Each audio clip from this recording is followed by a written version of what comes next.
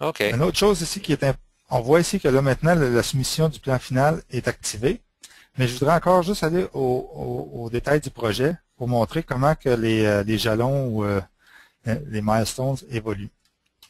Ici, on a le nom de la liste qui est ici.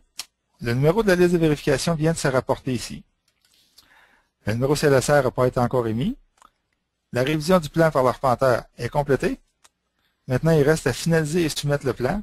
C'est en cours. Donc, vraiment, à tout moment, on peut sortir et revenir à la page Mes projets pour voir où est-ce qu'on est rendu. On peut revenir ici la journée d'ensuite. Donc, en utilisant l'hyperlien ici, on retourne du côté de l'ACLS ou du côté de la liste de vérification. Et puis, on continue le processus où est-ce qu'on était rendu. Oui, puis on est rendu à la soumission du plan final. Alors, il reste à cliquer ce bouton-là.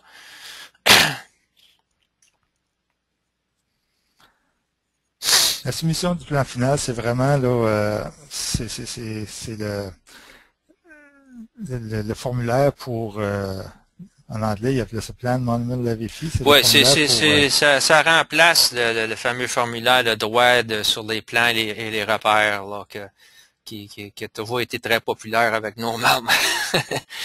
Alors, ça va être fait d'une façon numérique maintenant.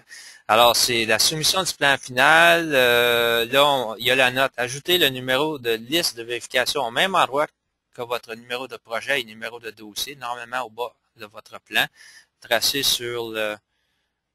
Alors, je vais juste montrer. Tu veux montrer quelque chose, Martin? Oui, c'est qu'on a mis à jour les plans spécimens. Ah, OK, ouais. Et puis, je vais aller dans le chapitre D5 ici. Là. Les plans spécimens du chapitre D1 et D5 ont été mis à jour pour refléter où est-ce qu'on voulait mettre, où est-ce qu'on aimerait que le numéro de liste de vérification soit. Donc, en bas à droite, ici, on a liste de vérification. Et puis, c'est là qu'on s'attend à ce que si vous avez décidé de soumettre un plan final, donc on aimerait que vous ajoutiez le numéro de liste de vérification à cet endroit sur le plan. Donc, nous, on va regarder, lorsqu'on reçoit un plan, on va regarder s'il y a une liste de vérification qui s'applique, on fait la révision finale. OK. Fait que là, vous devez cocher cette ligne, ce petit carré-là. Vous devez, évidemment, avant de soumettre le plan final, obtenir les approbations requises. Une fois que vous les aviez obtenues, vous cliquez ça. Là, il faut que vous donnez le nombre de repères qui ont été placés. Alors, dans ce cas-là, Martin a écrit 5. Alors, il faut calculer les frais. Il faut nécessairement cliquer ce bouton-là. Et qu'est-ce qui va se passer, c'est qu'il va ajouter les frais de plan qui sont de 50 $. 8 $ par monument, ça monte à 40 $.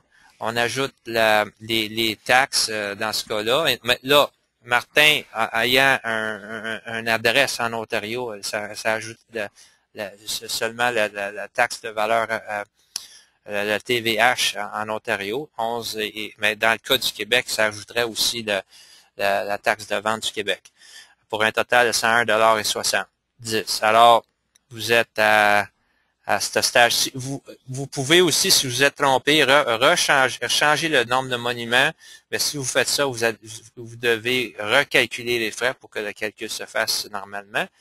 Et en bas, vous êtes à l'étape finale du processus d'expédition de votre dossier. Après avoir pointé le bouton « Soumettre », s'il vous plaît, expédiez votre dossier final en suivant les instructions spécifiques de la direction de l'arpenteur général. Ça, c'est aussi, il y a des instructions au niveau de quel moment que le plan doit être soumis. Alors, vous cliquez sur « Soumettre ».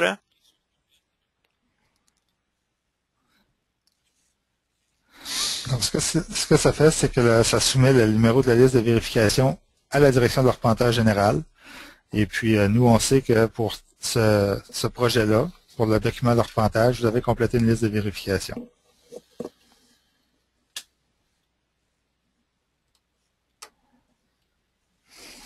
Et puis, le système devrait retourner à la page Mes projets. Oui.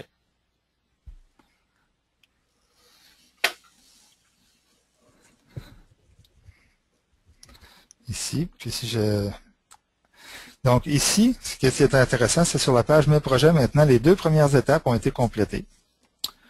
Et puis le numéro de la liste de vérification, qui était juste un chiffre, est devenu un hyperlien, qui vous permet de retourner du côté de la CLS ou du côté de la liste de vérification pour à tout moment consulter votre plan, consulter ou imprimer la liste, voir les questions avec en mettant la souris au-dessus de le mouse over, et puis consulter votre plan, puis consulter votre facture aussi. Bon, donc, vous pouvez accéder à votre facture. Puis si je crois, Jean-Claude, que la facture est automatiquement envoyée à l'arpenteur aussi. Hein?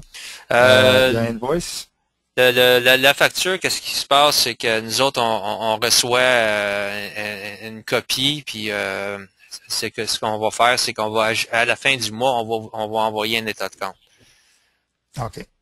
Des états de compte. Mais à tout moment, vous pouvez consulter votre facture de cette façon-là. Puis la facture va toujours rester attachée avec votre projet ici. Ouais. Donc, le numéro de liste de vérification, qui était juste un numéro, sert ici pour accéder les documents d'archives de la liste de vérification qui est attachée à ce document d'arpentage-là qui est attaché dans le projet.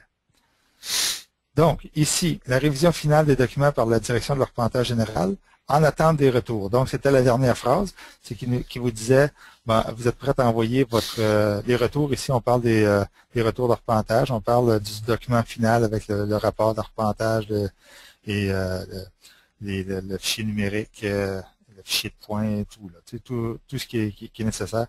Vous pouvez les envoyer à la direction de l'arpentage général. Lorsque nous, on reçoit l'information, la première chose qu'on va faire, c'est qu'on va aller sur le projet ici. Et puis là, c'est le projet 2010-04-034.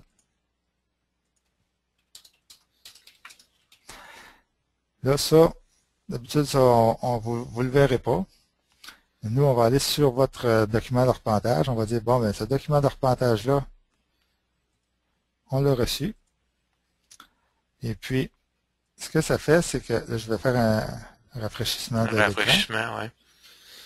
Ici, c'est que avant ça, c'était en attente des retours. Lorsqu'on a reçu les documents, vous allez voir que la révision est présentement en cours. Donc, ça veut dire que c'est une façon pour nous de vous communiquer qu'on a reçu le document et puis qu'on est en train de faire notre révision. Dans ce cas-ci, c'est la révision des éléments critiques. Si tout se passe comme il faut, eh bien, on dit qu'on approuve le plan et puis on l'enregistre.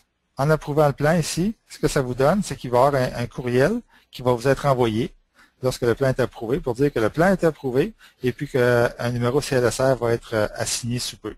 Donc, vous allez pouvoir aller sur votre système, voir que le plan a été complété. Et puis, le numéro CLSR, comme je dis, ça prend environ une journée pour avoir un numéro CLSR. Donc, la journée d'ensuite, le numéro de CLSR devrait être disponible ici. Et puis, lorsque le plan va être disponible en ligne, donc lorsque le plan va être numérisé dans nos archives, eh bien, ça va faire un peu comme le numéro de liste de vérification. Ça va devenir un hyperlien qui va vous permettre d'accéder à votre plan enregistré en ligne. Puis encore là, toute cette information-là est maintenue à la même place dans vos projets. Donc, ça va toujours rester avec vous. Une fois que l'information est toute reliée ensemble dans les bases de données, bon, vous avez accès à toute cette information-là sans faire plus de recherche. Ça couvre, je crois, un peu le démo numéro 1 qu'on voulait parler. Oui. Oh, il reste à fermer un projet. Ouais. Et puis aller dans la section archives. Mais je pense que je vais le faire à la fin parce que si je ferme le projet là, maintenant, je ne pourrais pas faire ma démo sur les instructions critiques, sur le problème critique. Problème critique, oui. Donc, ce que je vais faire maintenant, c'est que je vais reculer un peu dans le temps. C'est que on est à l'étape où est-ce que on est en train de faire notre révision.